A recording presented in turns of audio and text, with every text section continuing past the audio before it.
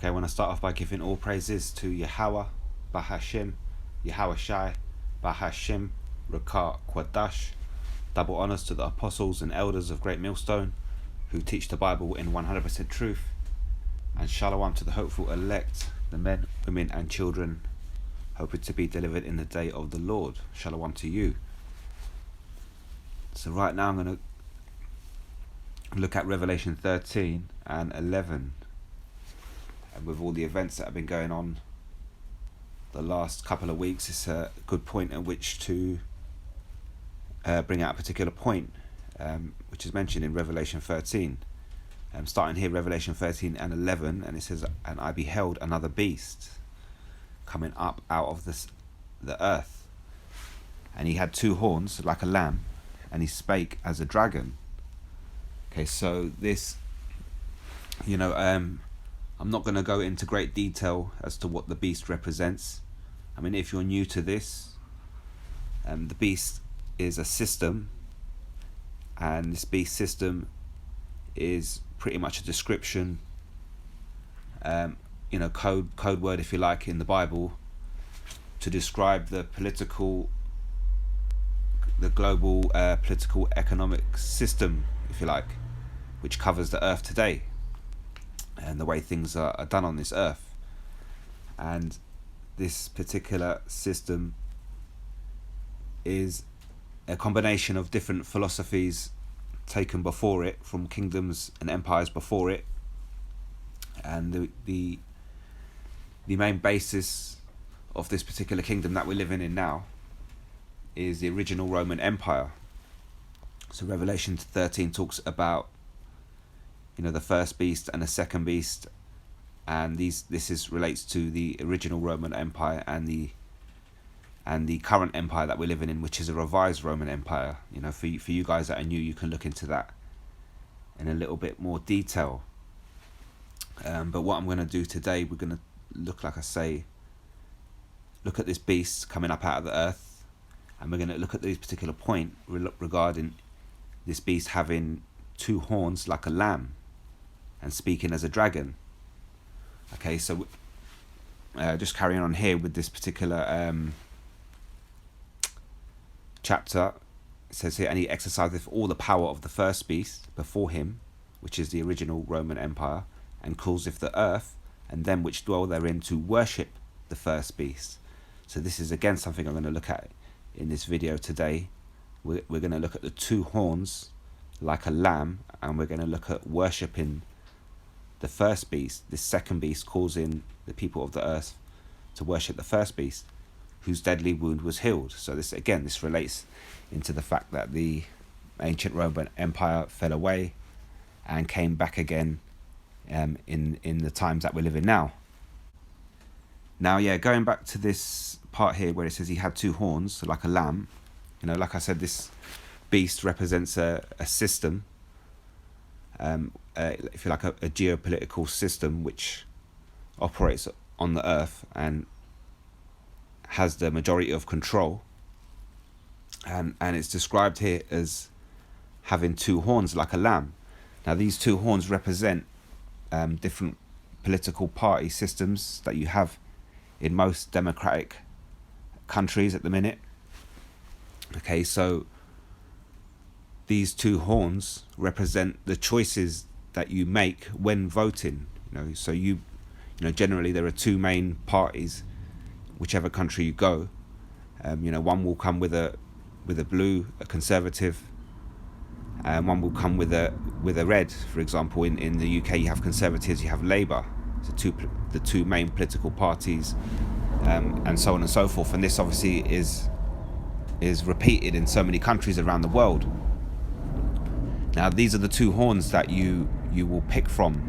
In this democratic system, you will make a choice. You will say, voting time's here, I can choose this horn or I can choose that horn. And what this is showing you is that these two horns are ultimately attached to the same beast, and that beast has ultimately the same agenda. Whichever horn you pick, it's going to pretty much result in the same way for you. Okay, and that is obviously then goes on to The fact that they're connected to this one particular beast is relating to the elite bankers of this earth who are pushing the agendas of this earth. The people who set the agenda for these governments. There are many presidents or prime ministers over the years who have been voted in and promised so many things, and every time they've then been elected and got into power, they've failed to deliver on their promises. And this is something that is repeated throughout history, throughout this democratic system that we live in. Whichever country you go, there's all levels of corruption. In some countries it's obvious. If you go to East India, if you go to Jamaica, for example, the corruption is quite obvious. The police will literally tell you on the street, pay me and I'll leave you alone, for example. But when you go to more democratically built up systems, for example, the UK or Babylon the Great, then the corruption will be a little bit more sophisticated, a little bit more underhand. But ultimately, this is what this is describing: a beast system, an agenda which is set out by these banking elites. There's 1% of people who pretty much own all the wealth of the earth. These Rothschilds, Oppenheimers, so on and so forth. And when you're choosing, you're electing between these different governments to come in and out, and they're pretty much pushing the same agenda of that beast, whichever one you pick. But it then says here, these two horns are like a lamb. Now, a lamb is very welcoming. I mean, it goes on to say that, he spake as a dragon. Now, this represents, once these governments come into place, they give you these promises and they usually break them. And that's when they then begin to speak like a dragon. They pretty much tell you, we're in control and we're going to do what we're going to do for the 4 years that we're in control. As time goes on now, and we, especially over the last 2 years, with everything that's gone on, these governments, this beast system has spoken even more like a dragon, with these draconian laws that have been implemented into society slowly with the things that have been going on over the last 2 years. But going back to the two horns like a lamb, because that's what I really want to concentrate on. The two horns are like a lamb, and so this is showing you that initially, when you look at this beast with these two horns, you may not realize that these two horns are connected back to that same particular beast. You just understand that there's two horns to choose from, so you choose one or the other. And initially, these horns are like a lamb, which is a welcoming sight. And if you to walk around the corner and you come across a lamb, that's a welcoming sight to you. But if you were to come around the corner and you come across a lion, that's not very welcoming to you. You're going to pretty much try and get out of there as fast as you can. Okay, so, and then again, it goes on to say, before we, so from there, the fact that these, to describe everything I just mentioned to you about these governments, what they use are a lot of loopholes. Loopholes are ambiguity or inadequacy in the law or a set of rules. Okay, so this is what a lot of these governments do.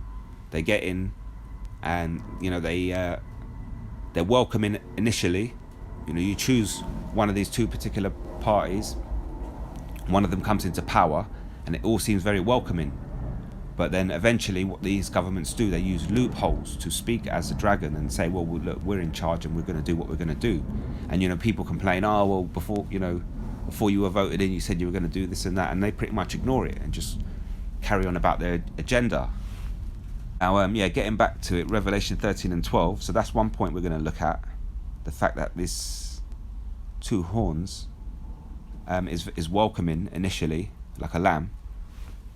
And we're going to look at the fact that below here it says he exerciseth the power of the first beast before him, and he causeth the earth and them which dwell therein to worship the first beast. So what we're going to do today, we're going to look at worshipping the first beast. So if I just said to you that this beast is a political system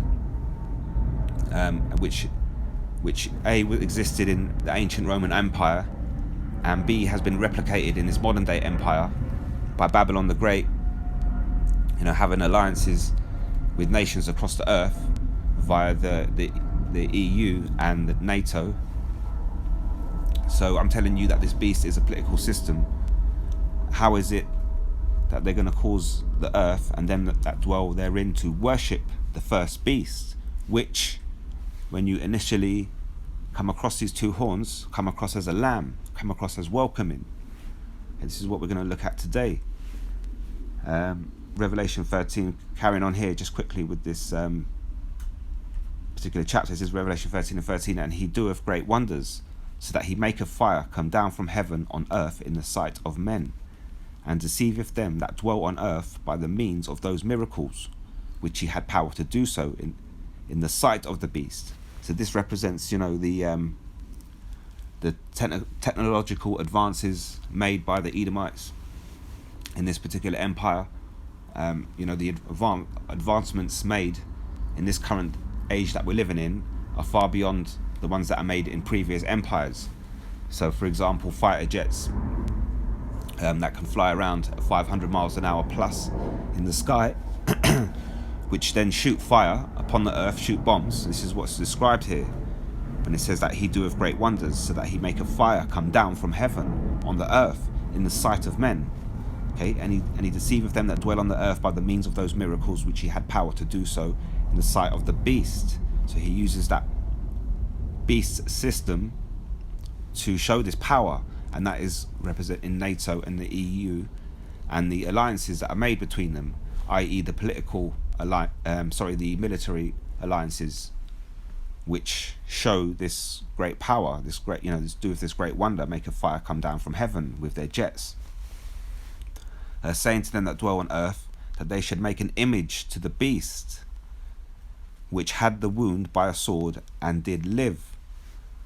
Okay, so again, what's important to the point I'm going to make today regarding the lamb, the welcoming system, and describing the how worship of the beast is taking place.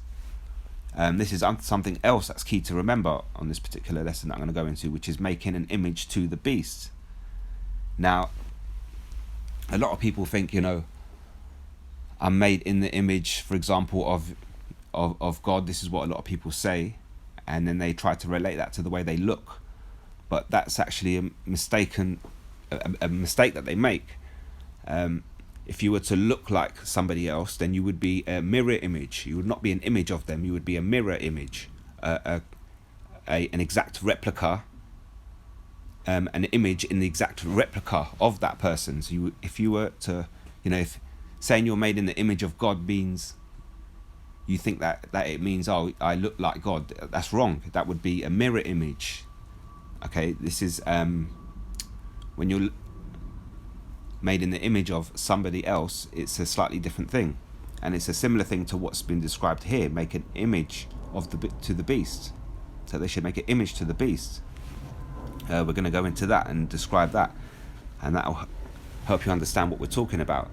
So just carrying on here, and he had power to give life unto the image. Okay, so life has been given to this image. So this image is not a physical picture of Caesar Borgia or something else. This is an image which has been given life to. Give life unto the image of the beast. A lot of people say that the beast is the Roman Catholic Church or so on and so forth. Again, it says here, and he had power to give life unto the image of the beast, that the image of the beast should speak, and causeth them that should not worship the image of the beast should be killed. Okay, he causeth all, both great and small, rich and poor, free and bond, to receive a mark in their right hand or in their foreheads. So we know what this is talking about. I'm not going to go into this particular point now, but this is all pointing towards this political system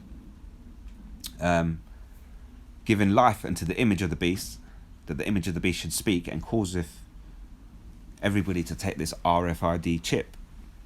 Okay, so this is that same beast system which is speaking to you, telling you you've got to get involved with this process that is soon to take place upon this earth, this next major prophecy that's due to take place. Now when you move over to the image here, initially on the first description it does give you the representation of external form of a person or thing or art, which is why a lot of people think they're made in the image of God. But like I say, to give that a finer description, you'd be made in a mirror image of God. The real definition we're looking at here is a general impression that a person, organization or product presents to the public. Okay, this is the image that people of this earth represent, the image that is brought about through democracy, brought about through NATO and the EU. So yeah, this image that is talking of the general impression that a person or organisation, in this case it's an organisation, don't forget these governments are actually cooperations, organisations. So that's how they're set up, and this is what it is, that general impression that of that particular organisation that it presents to the public. Okay, this is what it's talking about when we're talking about the beast being a political system. We're talking about people worshipping that beast. They're worshipping the organisation and what they represent, the perception they perceive, they give to the public, and how the public perceive them. Moving over to the word democracy, it says here, democracy, a state governed under a system of democracy, control of an organisation or group by the majority of its members. So this is how the beast system operates, and this democracy is, built to have loopholes, ambiguity or inadequacy in the law or a set of rules, and the higher up you go in this system, the more loophole finding you will notice. When you go to the governments, for example, these government people, they know how to manipulate loopholes at a high level. That's why a lot of them get into government. And then governments that need use certain companies, for example, in the UK, for example, you'll have the government we need to use a certain product to get a certain job done, maybe to build the roads, and then they'll sign up a contract with a particular building company or a particular material supplier. And what you'll usually find is these companies are then owned by people within the government. So that's one way in which they exploit loopholes. They get themselves into a good position in government, and then they use companies set up by themselves to get particular work done, make more money for themselves. This is one particular way that loopholes, you may find loopholes in certain things in everyday life, but this is how this democratic system is manipulated. Okay, initially it comes across as a welcoming idea. When they say to you, look, you've got two options, you can vote for this guy or that guy, you feel like you're in control. This is a welcoming prospect. But ultimately, those two candidates are ultimately working for the same agenda, which is the same beast system. You worship this system because initially it comes across welcoming like a lamb, but ultimately it speaks like a dragon. And that's what we're going to find out. We've been finding out over the last 2 years, and we're going to find out between now and the day Yahushua arrives. This system is going to speak more and more like a dragon. Now, democracy, pretty much brings into practice a lot of different things. When you hear the word democracy, you have to kind of understand what it represents. People can be, says here, practice their religion freely. This is what they call a democratic system. Women have the same right as men. Honest elections are held regularly with choice of at least two parties. These are the two horns. You have to have two at least. People can say what they want without state or government censorship. That is what they call so-called free country. And the media can report news without state or government censorship. And at the bottom it says people can use internet without state or government censorship. So these are the things that are implemented in what they call a free society, which is also a democratic society. This is what the beast system pushes. It pushes that philosophy. It comes to your land, it will somehow manipulate your government or eventually take over in a political sense, and then it will get you to abide by a democratic system. And with that, the beast that is ultimately controlling the two horns can manipulate the system to bring it back to where they want, which is why, over the years you feel like you're voting and you're not really getting anywhere, because ultimately this system is not designed to help you. It's designed for the beast to do what it wants with you. And these loopholes, they know these loopholes, they know how to manipulate it. And at the same time, you see things changing in front of you. You see these changes with gender and sexuality and things like that. And this is all brought in by that democratic system. The fact that everybody has an opinion, everybody's vote counts. What I've always thought to myself is if everybody's vote counts and everybody's opinion counts, then surely we're going by everybody's opinion. So then what becomes the standard? There is no standard with that. So you can't really live like that and make it last. A lot of people, claim that this is a free society because I'm allowed to have my opinion. Yeah, but when you take it to that level, people have their opinions that they want to change genders and sexualities. So at what point does it stop? And this is what we're seeing now in these very, very last days. You're seeing this democratic understanding, this political correctness. Anybody can be what they want to be. It's reaching a peak and it's pretty much starting to self-implode. Republicans versus democracies. This is a comment from Thomas Jefferson. It says here, democracy is nothing more than mob rule, with 51% of the people may take away the rights of the other 49. So that's a good description right there of what a democratic system is. But to do this, you need to, like I say, manipulate loopholes, so on and so forth. John Adams also quoted here, democracy, while it lasts, is more bloody than either aristocracy or monarchy. Remember that democracy never lasts long. It soon wastes, exhausts, and murders itself. There is never a democracy that did not commit suicide. Okay, the ancient Roman Empire did it, and this empire that we're living in at the minute is doing it the same way. You're seeing it basically implode. And we're going to get into that. It's committing suicide. The fact that it wants to stand by these rights that are pushed by the beast is actually ultimately going to get it into World War III. And the problem that's happening in Ukraine and Russia relates to this particular matter. The fact that it's ultimately going to commit suicide. Now, before we move on into that particular point, one thing I would like to mention is that when the kingdom of heaven is established, the 144,000 will be established as a government. And with that, what you're going to see is an authoritarianism government, which is going to rule upon this earth. And it says here, the enforcement or advocacy of strict obedience to authority at the expense of personal freedom. Now, when it says at the expense of personal freedom, you will be forced to live by the laws of Yahweh Bahashim Yahweh Shai under the rule of the Israelites. So with that, generally you will find, these other nations will find that the way of life under us will be better than it was under the Edomites, for example.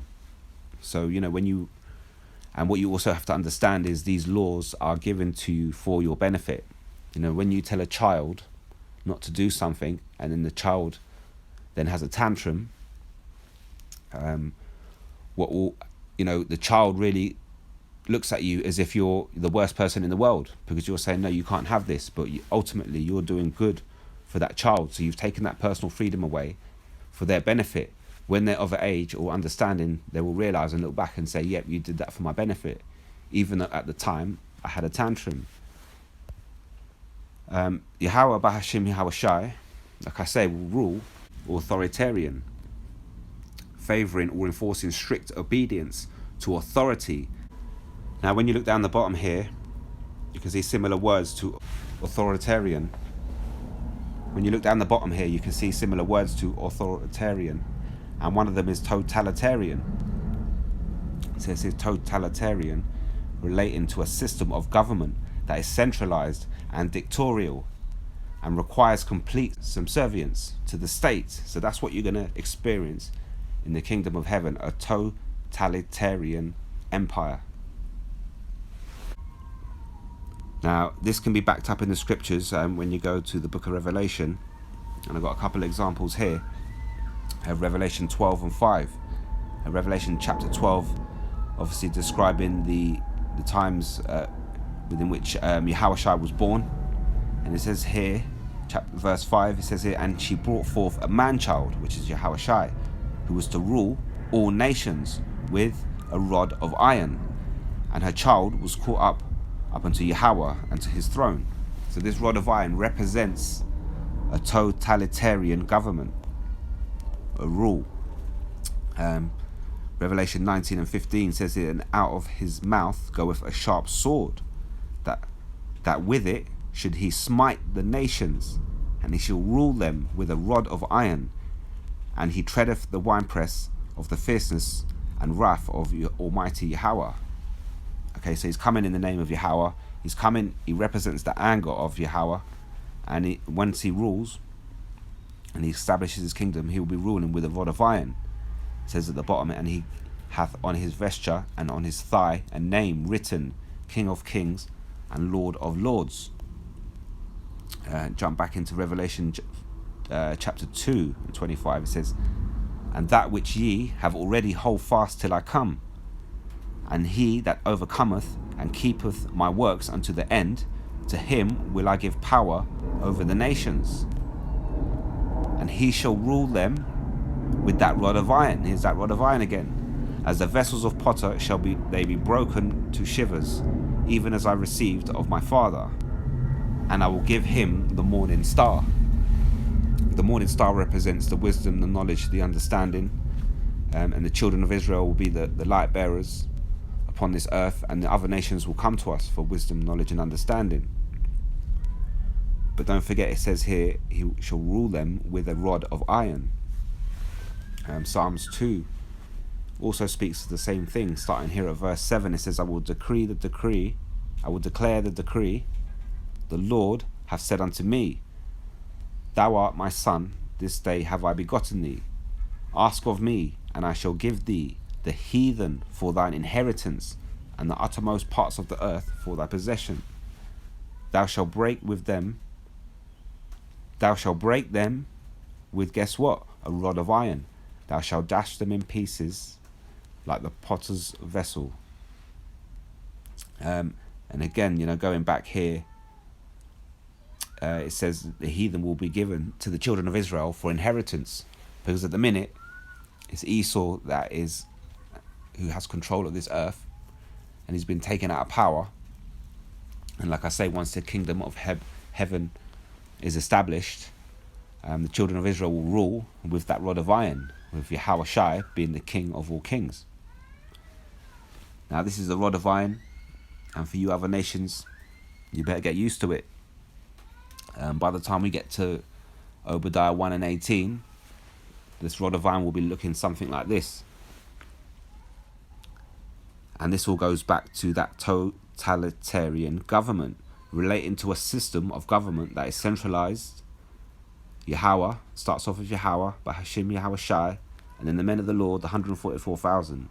A government that is centralized and dictatorial and requires complete subservience to the state. And yeah, so just to back up the point regarding the kingdom of heaven being totalitarian, you will not see freedom to practice religion freely, and everything else that is on this list. You will not see these type of things take place. That's just one example.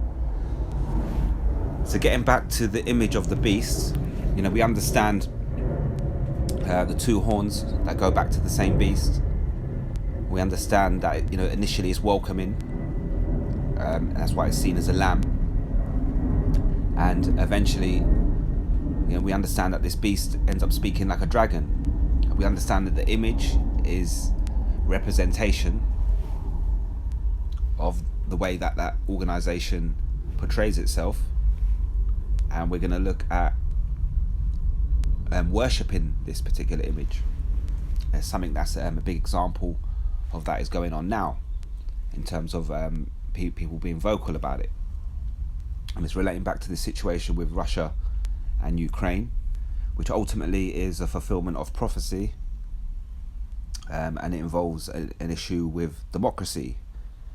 being pushed from Babylon the Great. This prophecy that is taking place is regarding Ezekiel 38 and 3, as it says here, and say, thus say the Lord Yahweh, behold, I am against thee, O Gog, the chief prince of Meshech and Tubal. This represents Russia. And I will turn thee back and put hooks into thy jaws, and I will bring thee forth, and all thine army, horses and horsemen, all of them clothed with all sorts of armour, even a great company with bucklers and shields, all of them handling swords. Okay, so this is representing the prophecy that's taken place at the minute with that situation with Russia and Ukraine, and this is the Lord putting the spirit on Putin to turn back with hooks in his jaws. And this is regarding reinstating the Soviet Union Empire, which is something that they had up until about 30 odd years ago. Russia, since then, these particular nations have broken away from Russia, leaving Russia on their own as an individual country. And these other countries that have broken away have become their own individual countries. And initially, these countries were part of the Soviet Union, which was an alliance in the East, a great alliance of nations, which were able to protect itself from any threat from the West. And slowly over the last 30 years, is it Gorbachev? And I think it's Reagan, if I'm right. They agreed to Gorbachev pretty much agreed to come out of the Soviet Union, and slowly these countries started to break away. But ever since then, Babylon, the beast system, which Babylon, America rides that beast system being NATO and the EU, pushing that democratic system, freedom of speech. They have pretty much infiltrated these countries to work their way back in there. And the ultimate goal is for them to establish NATO bases within those countries and to expand the military might of the beast and the beast system, which is what backs it up. Now, when you look at a map of the earth, it'd be quite simple to understand. If you put a line down the middle, everything on the left will be considered east, and everything to the right would be everything to the left would be considered west, as we look at it from here, and everything to the right would be considered east. But so when we're talking about east versus west, we're talking about ideologies, philosophies. As we can see here, Western philosophy deals with individualism, while Eastern philosophy is related to collectivism. Both philosophies center on virtues. Eastern philosophy takes more of a spiritual approach, while Western philosophy is more hands-on. Okay, now this is something that Putin's gone into before. I saw a couple of interviews of him around 2017, 2018, and he was talking about this particular thing here. And he was explaining that difference and the fact that, they don't entertain that democratic system that is being pushed by Babylon the Great. Yes, they do have a democratic system in Russia in that they, vote for a president, a prime minister. But, with that, certain freedom of speeches are curtailed, are held back and not allowed. And with that, the government, or Putin, shall we say, sees that, just like a child would for his son or daughter, they would see that as a way of protecting. Whereas in the West, this Western philosophy, it promotes freedom of speech. Like I said, eventually that freedom of speech and promoting individualism allows people to get up and then ask for their genders to be changed or their sexualities to be changed. So you open the door to confusion, which is ultimately why America, who ride this beast, who want to promote this particular system, that's why ultimately they're called Babylon, land of confusion, is what they promote through this system. Like I also said earlier, if everybody has an opinion and is allowed to stand, then whose opinion is correct? So if you don't have that, then you have no order. And this is what you're seeing on this earth more and more. The more this the beast takes control and it expands itself across this earth, introduces military bases, introduces its understanding and lifestyle and philosophies and the way to, and it also shows these governments how to manipulate the political system. The more it does that, the more you find you're living in a more confusing place, which is what's happening as time goes by. But yeah, like I say, if you're looking at this map, you'd think, you could draw a line straight down the middle and call that East and West. But this philosophy, this Western philosophy, which comes with NATO, which comes with the beast, has been implemented all the way up to the doors of Russia, right up to their backyard, if you like. And with that, this is what's ultimately causing an issue with Russia. And when you look at Ukraine are pretty much the last place, last place left standing within which for NATO to expand. And with that, this is why Russia are taking such a firm stance with this particular place, because it's the last left to go. Now I'm going to put a link for this video in the description box. This is quite a long video, as you can see at the bottom here. It says an hour and 14 minutes. I mean, the last 15-20 minutes he's pretty much answering questions from the crowd, but this video will give you good understanding on the history, the political history on Ukraine, and it will lead you from 2004, or maybe even beyond that, all the way up until about 2015. And when you understand what this guy's explaining, it's very easy to understand why what is taking place in Ukraine is taking place now. Like I say, Yahweh, Bahashim Yahweh Shai, making these prophecies happen, and it's a build-up over time. Initially, an angel will get sent to, say, for example, Vladimir Putin, to speak in his mind, tell him that you can take back the Soviet Union, you need to protect yourself. Look at NATO, look what they're doing. Don't forget, Putin has dealt with every US government since 2004, pretty much. So he knows that whoever they change in terms of president, they're still going to come with the same agenda. And so with that, Yahweh Bahashim Yahweh Shai has put it in his mind to want to protect himself. And with that, that's to reinstate Soviet Union as best as he can. And with the Ukraine being one of the last left places without a NATO military base, he's pretty much at a desperation point. So if you go to this video here, I mean, it is quite a long video, but if you stick with it and watch it, this guy does break it down very well.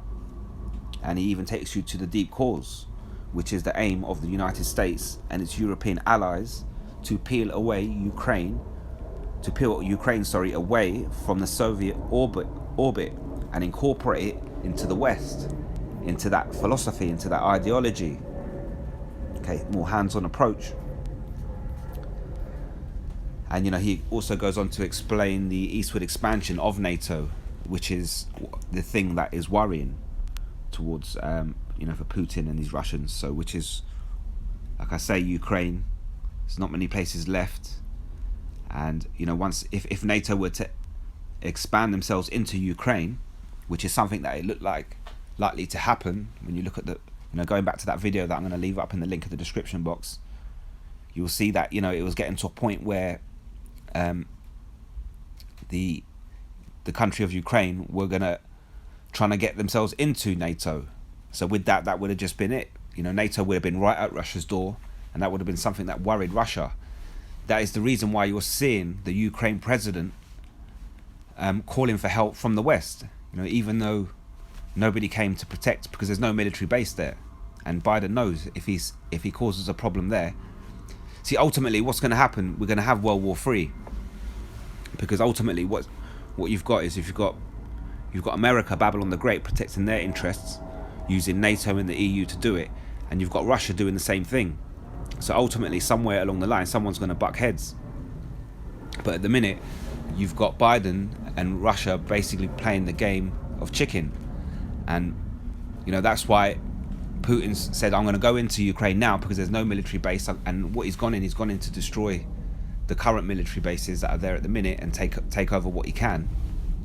Because his main aim is to stop military bases of NATO being established there. You know, if they were to, as a country, join on a political level, join into NATO, that's what would happen. So he's pretty much taking it by force, and he's saying to Biden, you know, if you want to come and stop me, then you're gonna be the one that's gonna cause World War III.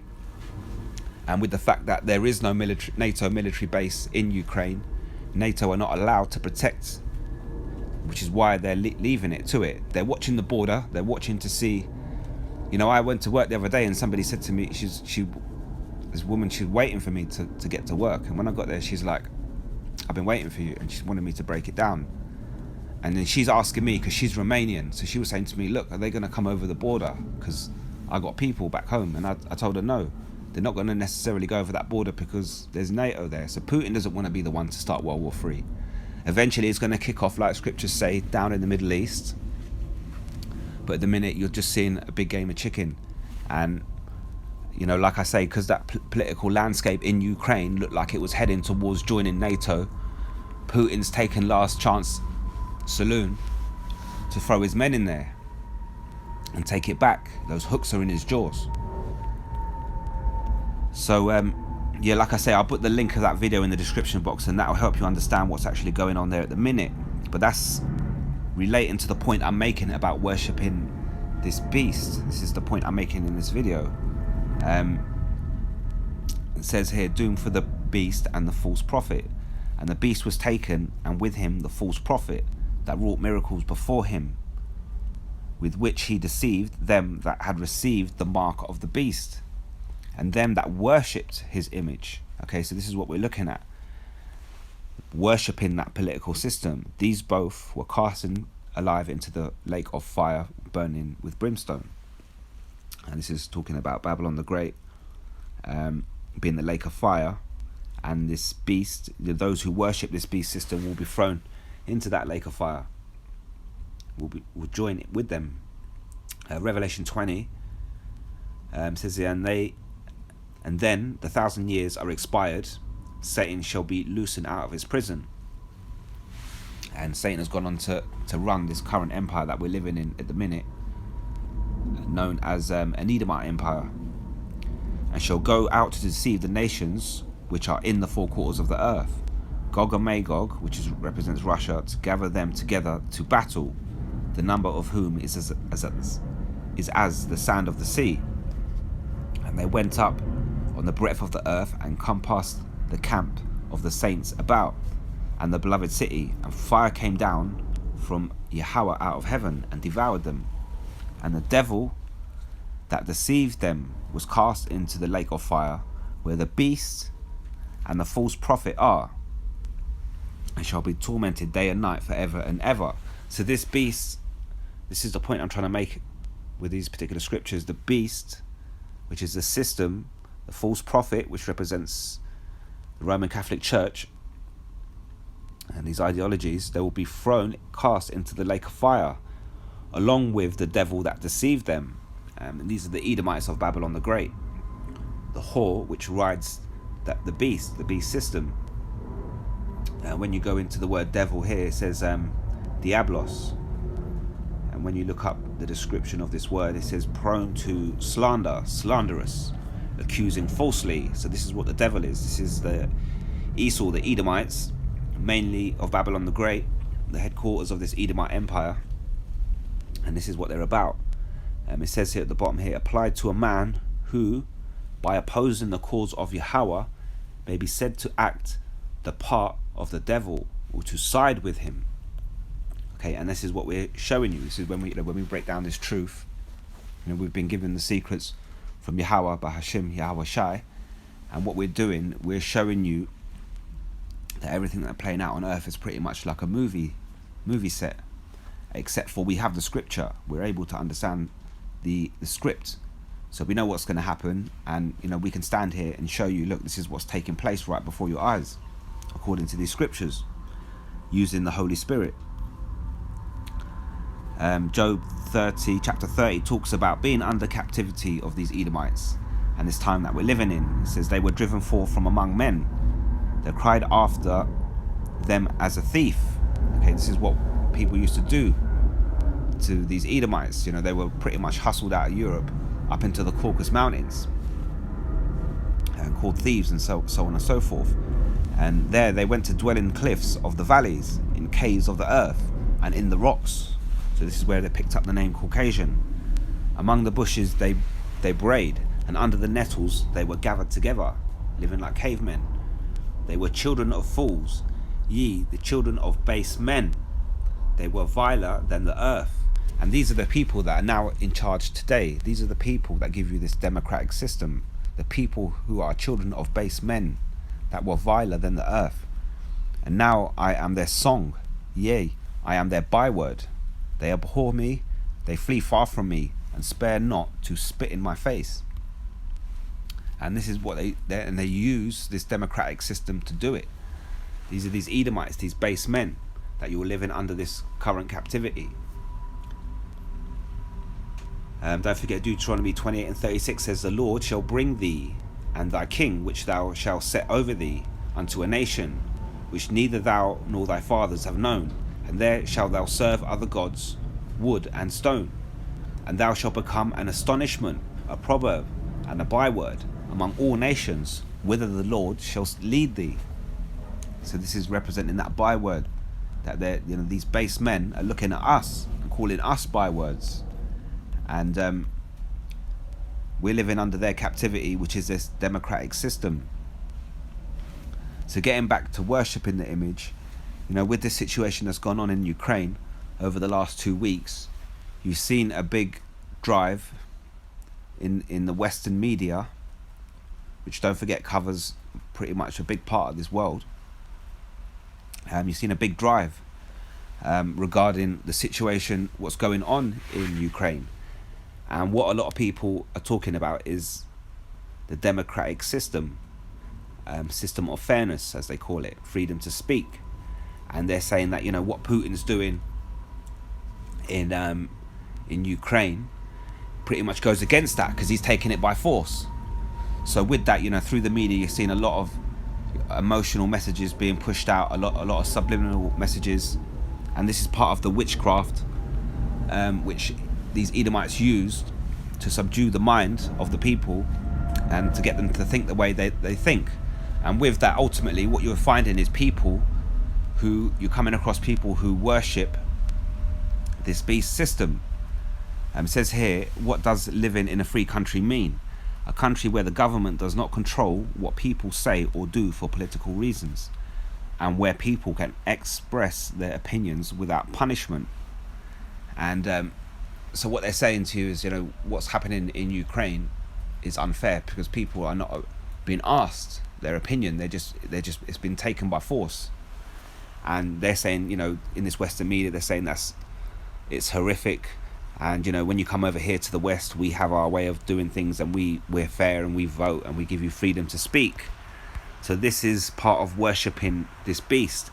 And with that, you're finding, when you're talking, again, people are relating Vladimir to Adolf, and they're taking it to this particular level of propaganda. Now, I spoke to, I'll give you an example. I'll give you a perfect example of what I'm trying to explain now. I went to work the other day, and this, when I go to work, I don't go to start conversations or anything like that. I just go there to just get my job done and get out. I get paid, I get out, and I'm leaving. But, especially over the last 2 years with certain things that are going on, people ask questions. And then when you have good calculated answers for them, you may not tell them that you're coming from the Bible, you may not tell them that you're Hebrew Israelite, but when they ask you a question about what's going on at the minute, you can give them a very good answer. And so with that, not a lot of people do. So that then draws them back to you when another situation occurs. And like I say, over the last 2 years, and especially at the minute, we're seeing problem after problem being talked about in the media. So with that, sometimes people find themselves wanting to ask certain questions. Now, I arrived at work the other day, and there's one guy that works there, and he said to me, he started to talk about this thing in Ukraine, and he's classic Edomite, talking from the point of view of democracy, and he said to me, it's horrific, look what's going on, blah blah blah, Putin's a madman. So I'm like listening to him, and you know, don't just shoot off your opinion straight away. You don't have to tell him his prophecy straight away. Just let him ramble on a bit. And he started to talk about being free and freedom to speak. And he said, you know, I don't want to live in a world controlled by Putin, where I can't say what I want to say. I want to walk down the street as a free man. Now, this is a prime example of him worshipping this image, this representation of what this organization, this government pushes. He worships it. He worships it. And with that, he's absolutely appalled that Putin is showing his might, that he don't care about that. I don't want to live in a world where Putin tells me what I got to do, and I want to be able to walk down the street a free man. Now, what's ironic is every time I see this particular man, you know, he retires in less than a year's time. So every weekend I see this man, because he only works on the weekend, and every weekend he tells me, I got 257 days left till I retire, and I'm like, okay, yeah, that's cool. Next weekend, what does he tell me? I got 250 days till I retire, and I'm like, okay, that's cool. You told me last week. What does he say the week later? He tells me again, 243 days till I retire. Every week he gives me this rundown of how many days left until he retires. Yet he tells me that he can walk down the street a free man, but he's having the conversation with me at work, and he doesn't want to be at work, and he's counting down the days he's got left at work. So how can you call yourself a free man? But going back to the way he's portraying his message, this is a description of worshipping that image of that beast. You know, he likes the democratic system, the fact that he could apparently have his opinion and make a vote, and apparently it counts, and then he lives within the rules that he's given, and he worships the way the lifestyle that he's been given with it. And the fact that he looks at anybody who wants to do things, take things by force, he's appalled by it. But what did I just show you? When the kingdom of heaven comes, this is going to be a totalitarian government. There's going to be no messing around. So, you know, these Edomites, you better get used to it. But like I say, I wanted to use him as soon as I listened to him, and I thought, you know, your worship. This is a great description of worshipping the image of the beast. And at the minute, with this problem going on in Ukraine, you're seeing a lot of people in the media, people you talk to generally, and they're all showing that they worship this image of this beast. That's why they're appalled at what's going on. And, you know, like I say, the beast system is pushing all these images through the media, you know, to subliminal messages to try and get you to think that way. This is going back to, like I say, the witchcraft that the beast is using, the beast system, Babylon the Great. Now, I came across this particular website. I'm going to finish up in a minute, but I'll leave the link for that video in the description box, which will give you a good rundown on the political history of Ukraine. And when you see that, you will not be surprised as what's going on today. Ultimately, it's fulfilling prophecy, what's taking place in Ukraine. So that's the other thing, you know. These media companies and these leaders can lie, but the scriptures don't lie. Yahweh Bahashim, Yahweh Shai don't lie. He doesn't have to lie. If he's going to punish you, he'll tell you, I'm going to punish you. He doesn't have to make it sound good or anything. He just tells you what he's going to do, and nobody can stop him doing it. So these scriptures do not lie. But before I go, I'm going to just highlight this website as well. I'll leave the link for this in the description box as well. This is called Freedom House. Freedom in the World 2018, Democracy in Crisis.